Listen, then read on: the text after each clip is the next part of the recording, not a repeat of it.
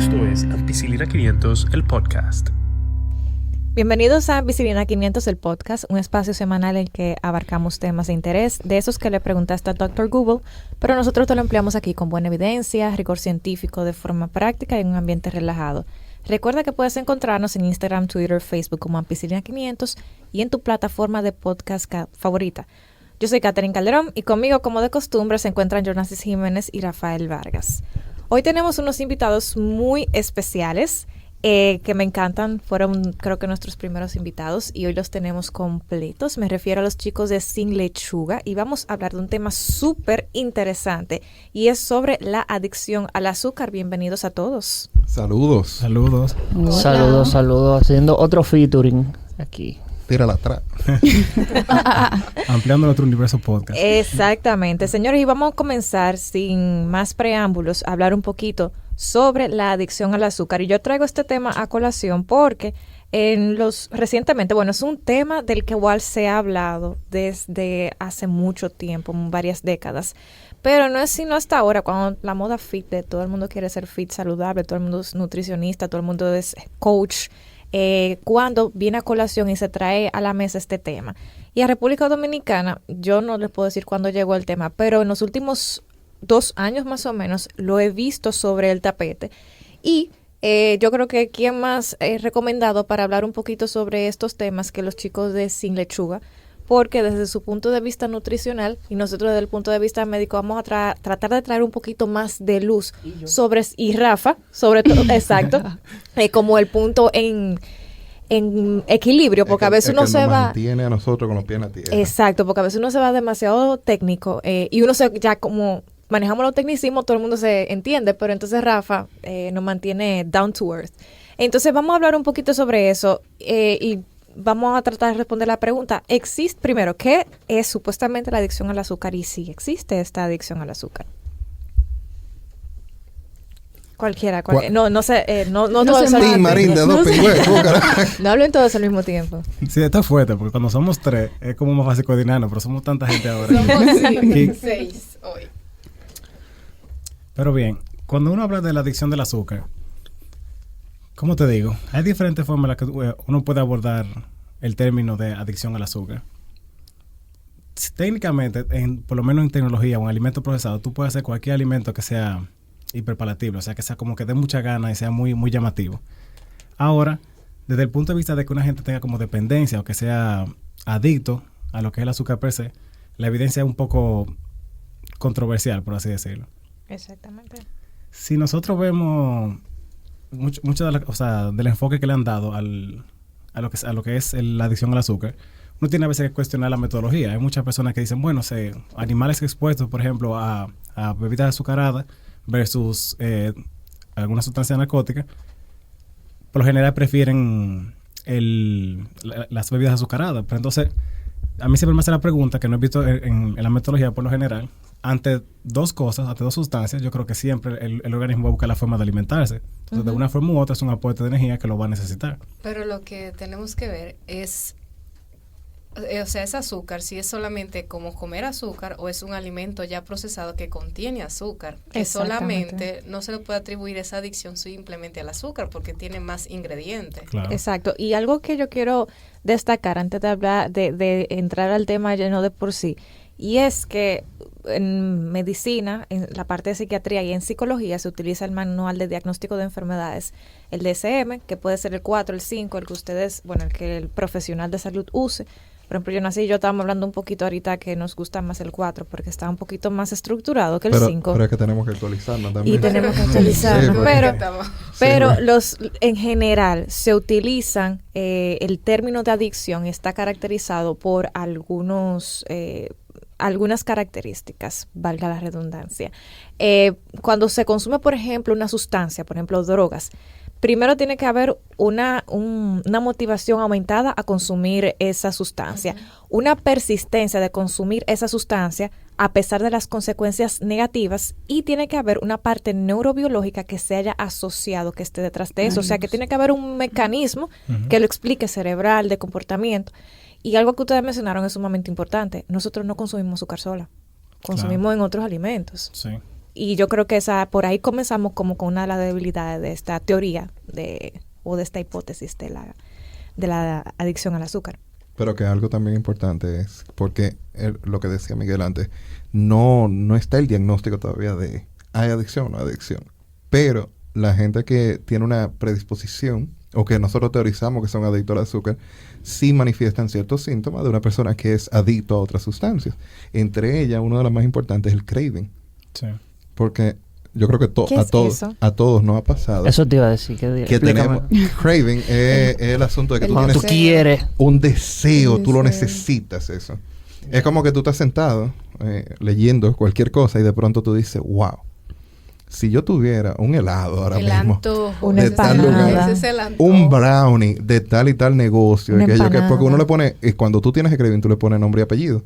Sí. Tú dices, yo quiero un brownie con topping de dulce de leche las empanadas que venden en del Villa negocio X que está en la calle 4 allá en aquel lugar. Empanada Entonces, de yuca de la calle del Sol. Catherine siempre tiene craving de Eso no empanada. tiene azúcar. Pero, sí, pero no. Dije, sí, pero no. Pero volviendo otra vez, como que ese factor es uno de los factores determinantes en que tú puedes tener antojo por algo, que sería el craving, pero esa necesidad dentro de ti de salir a buscarlo, sabiendo cuando tú sabes que no es lo más saludable o lo que mejor te corresponde, entonces de ahí en adelante es que yo considero que comienza la adicción. No, y tú acabas de tocar un punto muy interesante, que es cuando se le asignan factores o condiciones psicológicas o emocionales a lo que es la alimentación, que es algo que nosotros tratamos de evitar. Cuando tú estás, por ejemplo, criando un niño, a veces la gente tiene la mala costumbre de asociar la comida como si fuera con un premio. Si te portas bien, te voy a dar un helado. Entonces eso crea en ti el hecho de que, ok, si pues, estás triste, quiero también te helado, doy no voy a helado. aportar. Entonces nuestra infancia fue una mentira. Más o menos. No es que fue una mentira, pero esas son condiciones que uno tiene que tratar de evitar. Por eso mismo también, cuando la gente, por ejemplo, está triste, el esquema tradicional de cuando una gente termina una relación y está como en depresión es comiendo helado o un tarro de helado. La menstruación. Tiene que venir con un asa el asunto. Nunca es de que una paleta, un tarro de helado o crema batida. Entonces, tú estás asociando casi siempre alimentos que son dulces a una condición específica. Entonces, de ahí también puede venir lo que son los cravings. Ya tú estás como programado para, bueno, ante esta situación yo ¿cómo lo digo? Como lo combato o con... Pero es que hay evidencia de que, por ejemplo, el chocolate y lo dulce ayudan a uno a sentirse mejor. Como que tú Claro, pero el asunto del azúcar, ajá, o sea, te va a dar una energía y una sensación de bienestar, por así decirlo. O sea, luego que tú estás llorando porque te dejaron, porque tienes la menstruación y tú lo que todo te parece mal, entonces tú te da tu atracón de dulces y luego de ahí ya tú te vas a sentir mejor, entre comillas, o sea, pero es parte como del proceso de la adicción. O sea, ya tú asocias, como dice Miguel, tú asocias los sentimientos o los malos sentimientos al uso, al consumir el azúcar. Okay. Pero estamos dejando algo de lado, que es la frecuencia. Ok, yo tengo el deseo de comerme esa empanada, pero ¿qué tan frecuente yo me como esa empanada? Catherine, no responda. Para catalogarlo como adicción en sí. De que 1 o 2 veces a la semana, en el caso de Catherine, 1 o 2 veces al día. Yo creo que es importante mencionar, aparte de eso, que realmente, como comienzan a formarse los mecanismos, bueno, los hábitos, es un poquito de, como dice Villaneris, la regularidad, como decía Melissa y Miguel, los sentimientos, y también todo eso va haciendo un patrón en el cerebro y ya tú te vas acostumbrando, y realmente eso está, como preguntaba, ahí va un poquito hacia la pregunta de Yonasis, ligado a la liberación de algunas sustancias en el cerebro, como oxitocina o dopamina, que está muy ligada, y es realmente la vía que se ha estudiado un poquito más en la adicción a comidas en modelos murinos, o sea, en ratones. Entonces, yo creo que eso es sumamente importante destacarlo, independientemente de que exista o no, está esa partecita, que quizás no es adicción, sino simplemente patrones y hábitos que uno mismo se va acostumbrando. Y que también el marketing o el neuromarketing, ahora como se le dice, no ayuda tampoco a eso. Yo creo que en adulto es más, como estaba explicando Yonasis, es que ya nosotros tenemos como ese antojo determinado.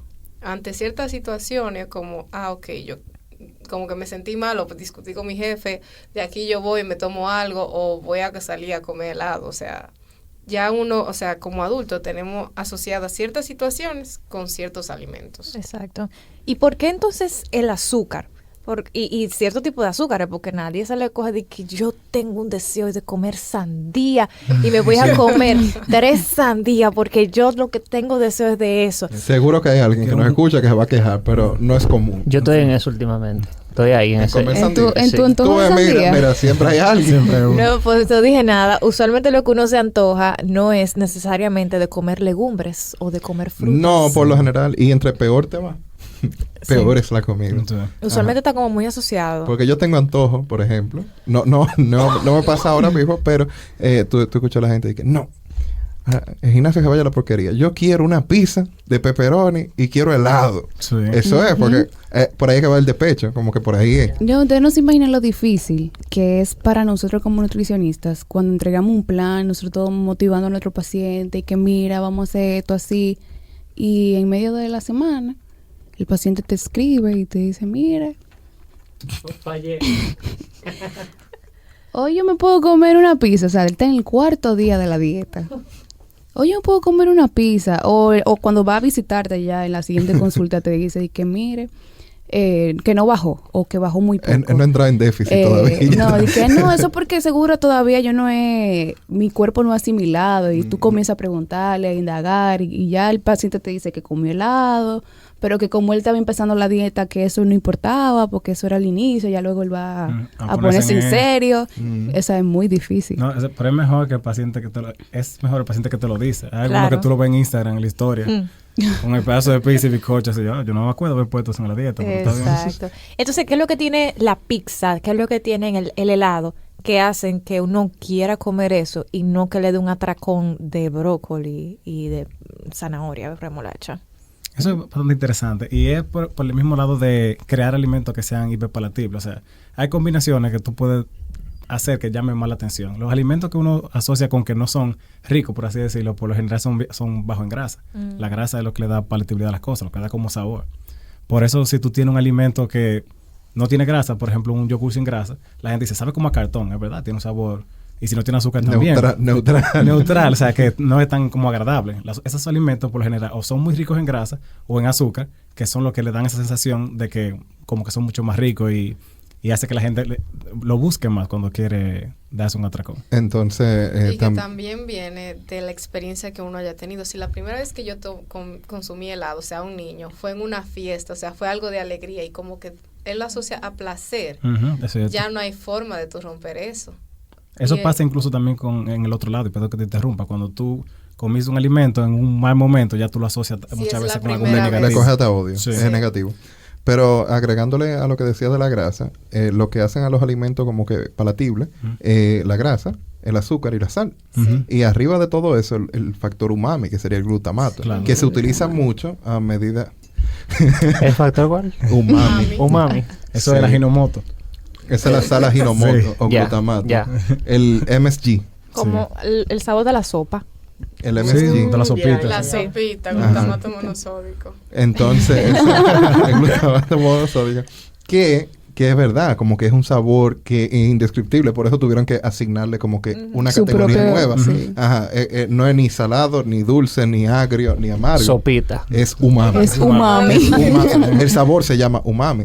Entonces, ¿qué sucede? Que la combinación de estos 5 sabores es lo que le da a la gente como que no, la comida de ahí es la que me gusta. Claro. O eso sí es bueno. Entonces, cuando tú tienes comida ultra procesada o muy procesada, como la pizza, que la harina tiene un sabor, ¿verdad? Y tiene sal. Entonces tú tienes el queso con sal y grasa y la salsa con azúcar y sal. Entonces ya te van entendiendo que la combinación te urge, como que tú la necesitas, tú te antojas de ello. Porque tú no te antojas de brócoli. Es que tú te lo comes. Incluso cuando tú cambias tu patrón alimenticio y tú comes, o sea, la gente comienza a comer saludable, a comer más vegetales, te dice, ay no, es que o sea, yo a las 2 horas tengo hambre. Pero cuando yo como arroz, cuando yo como pizza, yo duro mucho tiempo para volver a comer. Pero es que ya hay un proceso de que tal vez lo contiene el alimento procesado no son lo mismo, o sea, no tienen lo mismo que tiene un alimento natural y se supone que debemos de comer varias veces al día. O sea, tú no puedes comer, te da tu atracón en un momento del día y ya después de ahí ya tú no vuelves a comer. Pero es que, o sea, la razón es que ya tú consumiste o tu cuerpo siente el que está satisfecho, o sea, que no necesita más comida. Y hay evidencia también de que cuando tú cambias tu patrón de alimentación, muchas veces los cravings, como dijimos ahorita, se redirigen a alimentos que son más saludables. Hay personas, tal vez no sé hasta qué punto con la misma intensidad, pero cuando tú cambias tu alimentación, es posible que tú digas, yo tengo antojo de una manzana, o tengo antojo de cosas que son... Como Rafa, de sandía. De sandía, por ejemplo. Yo le voy a traer sandía. Sí, yo estoy ahí en eso. Estoy experimentando eso. Pero es importante entonces entender que hay ciertas cosas que le gustan más a la persona. Y por eso entonces te da ese craving, te da ese antojo. Pero entonces, hablando un poquito del azúcar en sí, ya sabemos, o sea, por qué nos gustan más los alimentos, que todo lo bueno, porque hace daño. Usualmente, todo lo que nos sabe bien, usualmente tiene altos componentes de azúcares y de grasas, y por eso nos gusta tanto, es más palatable, es más delicioso. Entonces, ¿ustedes consideran desde el punto de vista nutritivo, o sea, nutricional, como nutricionistas, que el azúcar podría ser potencialmente adictiva o llevarlo al término de adicción sería demasiado? El azúcar en sí yo no diría que sí. O sea, sería un alimento específico. Tú me tendrías que dar nombre. Entonces, el azúcar tú no la consideras adictivo. El azúcar solo. No, porque yo no conozco a nadie que se siente a comer azúcar. Es un buen punto. Exacto, azúcar solo. Ese es un punto. Tendríamos que definir el nombre, porque adicción al azúcar no podría ser si partimos de lo que es el azúcar. Exacto, y eso, qué bueno que tú mencionas eso, bien, porque en los estudios que se han hecho en modelos murinos, en ratones, en ratas, se les da usualmente dos tipos de azúcares, sucralosa, se le da dextrosa o se le da otro tipo de alimentos. Y usualmente las ratas pues prefieren lo que es más dulce. Entonces, gente que dice, tenemos que irnos suave con eso de la adicción al azúcar, proponen que eso no se puede traducir a los humanos porque los humanos usualmente lo consumimos en otros alimentos. Claro. O sea, todo lo que sea carbohidratos va a tener de una forma u otra algún tipo de azúcar más simple o más complejo. Entonces, si vamos, como dice bien, hay que definir los términos. Si es adicción, qué sé yo, al chocolate, pues vamos entonces a estudiarlo. Pero entonces, al azúcar en sí, tú entiendes que no. No, y que tenemos que estar conscientes de que el azúcar en sí tiene varios beneficios. No solamente desde el punto de vista nutricional, sino también la parte de conservación de alimentos, mejorar algunos tipos de recetas, o sea, enmascarar, tal vez no enmascarar, sino como si yo tengo si tengo algo que es muy espeso y lo quiero poner, o sea, le quiero modificar la textura, lo puedo hacer también con azúcar. Entonces, la idea no es tanto satanizar un alimento en general. En nutrición ya nosotros hemos dejado ese modelo de este alimento es malo, completamente malo, y este, por ejemplo, es bueno. Sino es como, ok, vamos a tratar de hacer las cosas en equilibrio. Y en proporciones controladas, o sea, obviamente tú puedes manejar bien lo que es el consumo de azúcar. Si tú piensas, por ejemplo, en una persona que sea deportista, no sé, que haga maratón, obviamente va a tener que beber un tipo de bebida que los rehidrate, y esas bebidas siempre tienen azúcar. Es muy difícil, es muy delicado una persona que se le baja el azúcar, por ejemplo, haciendo el ejercicio. Eso puede tener problemas que son muy serios. Entonces, no es tanto el hecho de que sea como malo o bueno, y sino como en qué situaciones yo no la necesito, sino le puedo sacar ventaja y bajo qué condiciones. Ok. Pero también como que si uno se basara en lo que es adicción, yo creo que para definir el azúcar como adicto al azúcar hay que definir el porciento de azúcar que contiene el alimento. Claro. Porque es verdad, nadie se sienta a comer azúcar, pero sí hay alimentos que contienen mucha más azúcar que otros, en porcentaje, ¿tú entiendes? Como que un brownie, pues, no sé, porque yo no soy repostero, pero vamos a decir que contiene 50% de azúcar. Si tú eres adicto a los brownies, entonces es más que el que se toma un vaso de jugo, que tiene 25%, digamos. Se podría hablar de dependencia de carbohidratos. O sea, mi alimentación si hacemos la distribución, puede ser que sea un 80% de carbohidrato. O sea, en lo que yo como yo día a día, sin ninguna asesoría. Entonces, yo entiendo que sería ya como dependencia hacia los carbohidratos, porque ese consumo puede ser en brownie, o sea, que yo me coma 2 brownies al día a la semana, que coma mucho pan, bebida azucarada, que beba Coca-Cola y así, o sea, yo creo que tendríamos que ver eso. Primero, delimitar la cantidad de carbohidratos que consume esa persona y luego cuáles de esos son simples y qué cantidad de azúcar tienen eso. Según el DSM-5, como dijimos ahorita, uso de sustancia o abuso de sustancia, estamos claros que el azúcar todavía no está clasificada como de abuso, pero para basarnos en qué corresponde como un comportamiento de abuso y uso de sustancias, dice que es un consumo mayor del entendido, como del dedicado, dígase mayor de la dosis diaria. Exacto. Que no es capaz la persona de reducir el consumo, aunque lo intente. No, yo estoy tratando de bajar el consumo de azúcar y como quiera sigue consumiendo la misma cantidad en este caso, que toma tiempo excesivo en conseguirlo, usarlo y recuperarse de. Y en esta me pareció interesante porque uno dice que no, porque conseguí azúcar, soy al supermercado, que tengo el otro. Pero si la persona no la consume directamente, pero si le gustan los brownies, pobre brownie, salió la víctima del podcast de hoy. Pero si le gustan los brownies, entonces ellos van al supermercado, compran todos los ingredientes para hacer brownie y lo hacen en su casa para después comerse la bandeja completa. Entonces yo creo que ahí hay un problema. Claro. Sí. Entonces eso aplica, como que si toman suficiente tiempo de su rutina para ir a buscar eso que necesitan y también para recuperarse, porque después están sobrecargados de azúcar, el craving, como dijimos, el antojo, no están cumpliendo con su... Entonces aquí vienen ya las cosas donde se va decayendo un poco la teoría del abuso de azúcar, y es que no pueden realizar sus actividades diarias porque están bajo los efectos. Y como hemos visto, todavía no se ha determinado que consumir mucha cantidad de azúcares o carbohidratos te impida... Lo que te puede dar es somnolencia postprandial y eso es después que tú te des... Exactamente. No, y la situación sería a lo contrario de lo que mencionamos de que una persona se baja el azúcar. ¿Qué es eso? Postpandrial. Viene Rafa desde allá a preguntar. Sí, yo vine del pasillo allá atrás a preguntar qué era eso. ¿Qué fue eso que sonó de que prandear? ¿Cómo es? Mira, imagínate que tú te des una hartura, una palangana. Un empache. O sea, casi. O sea, tú te comiste el real plato de comida. Tú sabes que después de que uno come abundantemente, uno siente esa sensación como de sueñito, de El ameme. El ameme, que tú necesitas Ya. tomarte esa pavita. Esa es lo que mencionaba Ya bien. llegué. Y se debe a que, digamos que el sistema gastrointestinal le toma, para digerir toda esa comida necesita más sangre. Entonces, como que le coge prestado de los otros lados y entonces hay una derivación circulatoria hacia el sistema gastrointestinal. Toda tu sangre está en el abdomen. Eso. Literalmente Para toda tu poder sangre. absorber lo que se comió. Si no hay cerebro. Entonces, otro de los indicadores de cuando hay un problema es que tú continúas utilizando la sustancia aun cuando ya tú sabes que es un problema recurrente. Y en este caso, porque hay cositas de que no van y hay otras que sí. Hay pacientes diabéticos y otras condiciones, por ejemplo, los hipertensos, etcétera, que tienen...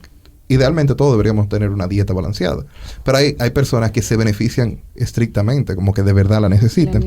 Y hay gente que tú le dices, no, mira, tú tienes que bajar el consumo de carbohidratos. Para una aclaración, nosotros nos referimos al azúcar como carbohidrato, Sí, porque... no estamos refiriendo indistintamente. Técnicamente es un carbohidrato, o los carbohidratos son azúcares, grandes cadenas de azúcares. Entonces, por eso lo estamos usando, lo estamos intercambiando para las personas que nos escuchan. El azúcar compone los carbohidratos, para decirlo así. Entonces, hay personas que de verdad necesitan reducir su consumo y ellos saben que le está haciendo daño y lo siguen haciendo. Y eso es una actitud de una persona que tiene problemas con adicción, que saben que se están haciendo daño, pero ellos lo siguen haciendo porque les gusta. Entonces, eso se pudiera discutir que... Lo que pasa es que como decía Catherine, es parte de la adicción del azúcar. O sea, yo estoy de acuerdo con eso, pero también cuando uno va a tratar de cambiar los hábitos, hay ciertas cosas que uno tiene que tomar en cuenta para lograr que eso sea efectivo. Yo siempre hago la anécdota de que cuando a mi padre le diagnosticaron la diabetes, a nosotros nos dio diabetes todo el primer año, o sea, porque tú no puedes, no es cierto, o sea, tú no puedes tener una persona que no pueda consumir azúcar y todo el mundo comiendo postre y dulce helado, o sea, eso hace más difícil el proceso de ese tipo de pacientes. Y que por eso en nutrición nosotros tratamos de no decirle prohíba el consumo de tal cosa, sino es como que manténgalo con moderación, porque ya el hecho de prohibirte algo, eso es como cuando llega a una casa y dice, no ves reguero, ya tú estás viendo... Tú, sin querer, instintivamente, déjame ver cuál es el reguero que está aquí. Entonces, es como tratar de asegurarte de que, ok, tú, si lo trabajamos como de la manera correcta y en varias situaciones, pues tú podrías tomar... obviamente tú no vas a comer igual que antes, porque tú tienes una meta que quieres lograr. Pero modificar como tus hábitos para que sea en torno a lo que tú quieres. Eso obviamente cuesta trabajo y muchas veces puede ser un poco incómodo para un paciente. Sí, también, o sea, ya viendo los puntos que Jonasis menciona, hay factores que sí y otros que no lo podemos relacionar. Pero ya, o sea, para como definir de que existe una adicción al azúcar, son necesarios muchos estudios ya concretizados o destinados exclusivamente a lo que es el azúcar como tal. Porque podemos decir en una parte de que sí, que hay factores de que sí influyen y eso, pero para decir como que yo tengo un paciente que es adicto al azúcar, o sea, no podemos como definirlo como tal. No, todavía. Todavía no tenemos como suficiente información para llegar al punto de decir el paciente es adicto al azúcar. Exacto, y un punto sumamente interesante que el DSM-5 habla para clasificar algo como adictivo son dos cosas, la tolerancia y la supresión. O sea, la tolerancia es uno va consumiendo cada vez un poco más para tener el mismo efecto que pasa en el alcohol y pasa con las drogas. La gente se va acostumbrando a la dosis habitual y entonces crea tolerancia. Y también la parte del síndrome de supresión, que cuando usted elimina esa sustancia de manera... Exacto, el síndrome de abstinencia, gracias. Cuando usted elimina esa sustancia de manera brusca, pues entonces usted va a sentir sintomatología a nivel físico. Y eso es algo que, bueno, con el azúcar o con los dulces, pues como que no se ha caracterizado también, porque como que no, como decía Vianeris, no hay una dosis, no está caracterizado. Y yo creo que, yo no sé, y aquí nos vamos a meter en otro terreno también, me imagino que como nutricionistas ustedes no han visto síndrome de abstinencia por falta de eso. Lo que sí, lo más similar que se me ocurre es el keto flush. Eso mismo pensé, el keto flu. Exacto, el keto flu, gracias. Entonces, wow, flush. No, ellos se ponen rojo también. Con el keto flu se pueden poner rojo, se ponen flush. Pero vamos a dejarla pasada. Vamos a ayudarte. Eso es como que lo que más me acuerda, o sea, como cuando una persona deja, y eso como que literalmente de un día para otro de comer carbohidratos, se pone como que de cranky, de mal humor, pero que ustedes sepan. ¿Hay algo síndrome de abstinencia por dejar los carbohidratos? No, es importante, yo voy a abordar la parte del keto, o sea, cuando una persona comienza una dieta keto, por lo general no es solamente el azúcar, son todos los carbohidratos hasta creo que 50 gramos, dependiendo de la dieta, 50 a 100 gramos, dependiendo de la dieta. Entonces, obviamente eso es fuerte para el cuerpo. El cuerpo está programado para trabajar con carbohidratos. Esa frase de que mal comido no piensa, eso es porque el cerebro y muchos otros sistemas de cuerpo funcionan en base a carbohidratos. Entonces, por eso la persona como está medio lenta, tiene una respuesta no muy tolerable y, por ejemplo, puede presentar un cuadro que uno pudiera confundir con una persona que está en supresión, por así decirlo. Pero es diferente en el sentido de que tu cuerpo necesita carbohidratos para poder funcionar. Tal vez no azúcar per se, pero si ya tú tienes, por ejemplo, una eliminación así total, es muy fuerte. A diferencia de si tú simplemente eliminas el azúcar, porque eso quiere decir que tú puedes comer, por ejemplo, fuente de carbohidratos en otra forma, como una manzana, como, no sé, vegetales, o sea, de diferentes formas, y ya tú no vas a presentar un cuadro como ustedes dijeron, el keto flu o flush, en esa forma. Exacto, y usualmente los síntomas también son diferentes, claro. Porque las personas que están en síndrome de abstinencia hasta agresivas se ponen, o sea, y por eso que las sustancias adictivas no se deben quitar de golpe, sino poquito a poquito o sustituirlas, porque eso podría causar hasta la muerte. O sea, en el caso del keto flu, la gente, como dice Miguel, se pone lenta, se pone como que no quiere hacer nada. Y es básicamente como cuando usted tiene un vehículo que utiliza dos combustibles diferentes y es un poquito viejo, porque ahora lo moderno usted le da un botoncito y no hace nada. Pero antes, yo me acuerdo, había que apagarlo, había que darle el botoncito y había que volverlo a encender. Entonces, igual usted está comenzando a trabajar en otro combustible, entonces tiene que reiniciarse.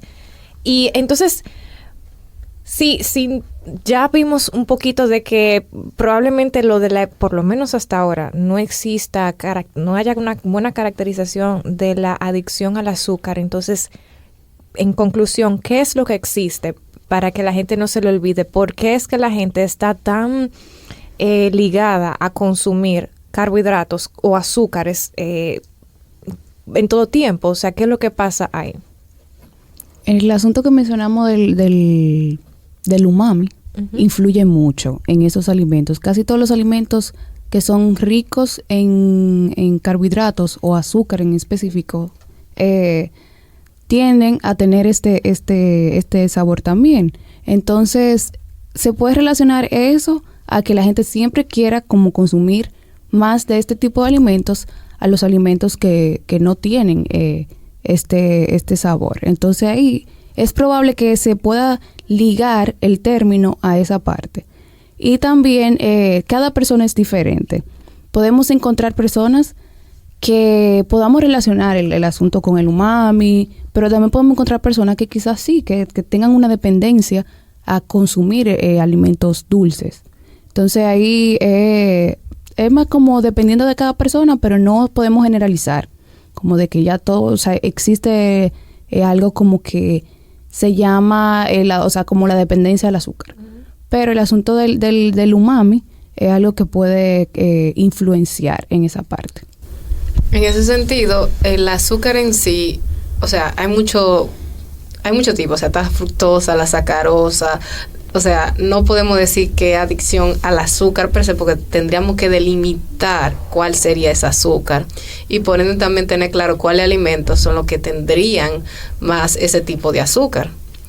Y que también yo entiendo que algo que está induciendo a que pensemos en la adicción al azúcar es también el mismo movimiento keto. Uh-huh. Porque ya estamos asociando como todo, o sea, los carbohidratos son adictivos, como, o sea, hay mucho, o sea, yo creo que también hay mucho marketing en eso. Han satanizado los carbohidratos. Entonces, ¿son malos o son buenos los carbohidratos? No, antes de que... ya sí, estamos, Miguel, responde, después comentamos lo de los carbohidratos. No, que yo iba a decir, en cuanto a los alimentos que sean ricos en azúcar, per se, tal vez pueda haber una predisposición a esos alimentos que van también de la mano del mismo tipo de alimentación que una persona tiene. ¿Cuántas veces no he escuchado a alguien decir, yo no puedo empezar mi día sin café, por ejemplo? Eso desde la parte de tú eres de Rafa. Pero eso no quiere decir necesariamente que tú no puedas funcionar ese día si tú no bebiste café. Puede que sea, tú puedes ser un poco incómodo, pero tu día lo resuelve bien. Tú no. No, bien, tú quedas inutilizable, tú quedas en la cama. No, pero no a la misma capacidad. Bueno, o sea, si antes sincero, no, porque mi día empieza, yo me voy por la mañana, está bien, no hay problema, no tome café. A las 2 de la tarde hay un dolor de cabeza. Peor que de una resaca. A la cafeína. No, yo estoy consciente de eso. Podríamos considerar el azúcar, porque hay que ver qué cantidad de azúcar. No, yo me lo tomo amargo o con una cucharadita, en el mejor de los casos. Porque tomo mucho café, entonces me di cuenta que estaba tomando mucho azúcar con el café, entonces preferí dejar el azúcar y seguir con el café. Pero uno no trabaja igual, ¿no? Bueno, o sea, no sé Rafa, pero yo hablando por mí. Lo mismo. En la tarde le meto un dolorcito de cabeza. Ok, tal vez tomé un mal ejemplo con el café. Lo que yo me refiero es de que hay personas que acuden como una situación específica a diferentes tipos de alimentos, que fue lo que nosotros mencionamos ahorita, por ejemplo, en el caso de los breakups y eso. Uh-huh. Pero también, como en un diario vivir o en situaciones específicas, tú puedes que lo pongas.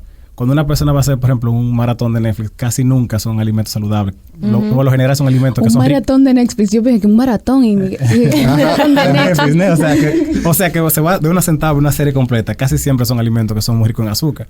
Entonces uno le va... Que no es recomendable. No es para nada. ¿no? Por si acaso. Pues, que no se entienda. Que no lo están recomendando. Pero lo que voy es que la gente siempre... adjudica ciertas situaciones a eso. Entonces, a tu momento de mucho estrés, por ejemplo, o de un momento difícil, cae siempre viene lo que es el azúcar y eso va a que, pero esta persona consume mucho azúcar. Y de ahí puede también que venga lo de esa idea de la adicción. Exacto.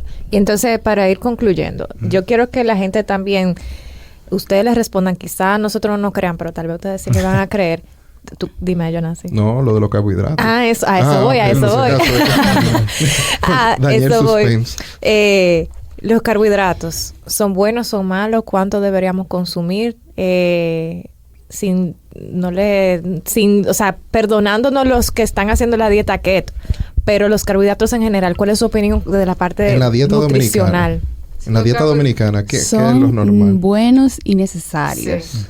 No, como Miguel mencionó durante el podcast, no hay una comida buena y una comida mala. Las cantidades sí influyen mucho. Porque que en la dieta del dominicano reinan los carbohidratos. Entonces ahí sí hay problemas. Cuando comemos arroz con espagueti y habichuelas.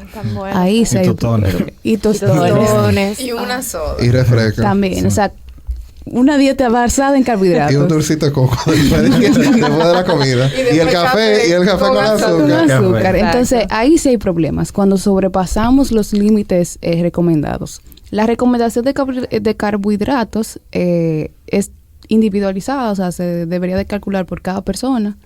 Pero En porcentaje. El porcentaje es de 50-60%. Si es un paciente totalmente del total de sano. calorías. Ok. Pero es bueno recalcarle entonces a los que nos escuchan que carbohidrato es todo lo que contenga azúcar. Sí, no es Sí. Entonces, desde la cucharada de azúcar que le echan al café hasta todo lo que contenga almidón también, en este caso, que Exacto. sería hay los muchos víveres. tipos de Pero hay El que carbohidratos. hacer arroz. una salvedad. Ujú. Si es el azúcar así como la que se le echa Simple, al café, ajá. la simple, no debería superar el 10%. Eso. Ok. Azúcar- De sucrosa, ¿no? Azúcar adicionada. O sea, Azúcar adicional. Ok. Ahí Pero- sí podríamos poner atención a lo que consumimos, o sea, como que no tenga azúcar añadida. Exacto. Que, o sea, el azúcar que nosotros mismos Echamos.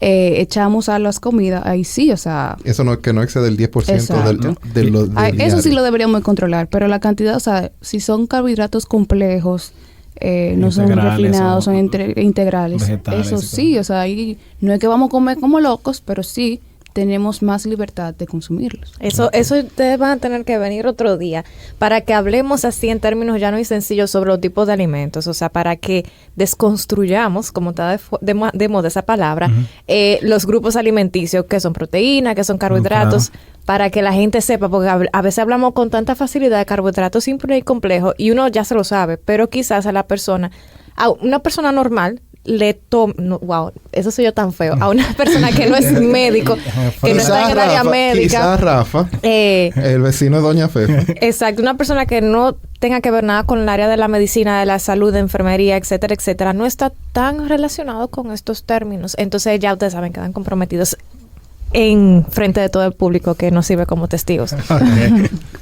Nada, nosotros venimos, ustedes nos avisan y aquí estaremos. claro que sí. Perfecto. Entonces, ya para ir resumiendo, ¿ustedes qué piensan sobre la adicción del azúcar? ¿Es posible? ¿Es posible que se logre determinar eso en un futuro? Como que sea otro de los nuevos cuadros que uno vea.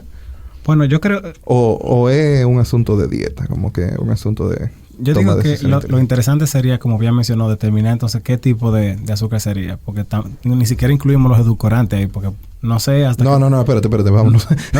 No sé hasta... Si te entra por ahí... No, a lo que voy, no No sé sabe hasta qué nunca. punto es per se el azúcar o es el efecto. Hasta cierto punto los edulcorantes hacen algo parecido, entonces habría que tomar eso en cuenta. Hay que definir.